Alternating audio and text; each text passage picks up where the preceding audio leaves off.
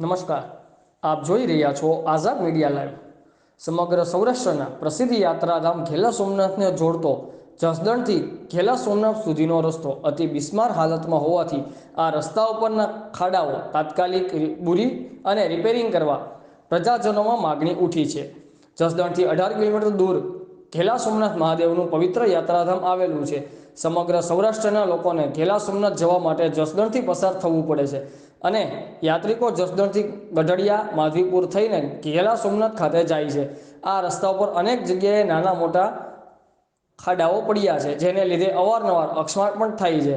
18 કિલોમીટરના આ રસ્તા પર અંદાજે 210થી વધુ નાના મોટા ખાડા છે। સમગ્ર સૌરાષ્ટ્રમાંથી ઘેલા સોમનાથમાં આવતા યાત્રિકો ઉપરાંત આ વિસ્તારના ગામડાઓ શિવરાજપુર, ગઢડિયા, ઘેલા સોમનાથ, ગોડલાધાર, માધવીપુર, નવાગામ, આંબરડી, સોમપીપળિયા, મેઢુકા સહિતના ગામડાઓ તાલુકા મથક જસદણ સાથે જોડતો આ રસ્તો છે।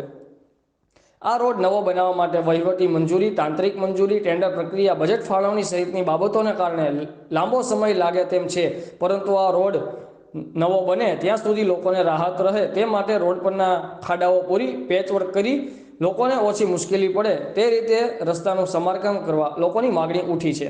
રિપોર્ટર જિગ્નેશ સિદ્ધપરા, આઝાદ મીડિયા લાઈવ, જસદણ।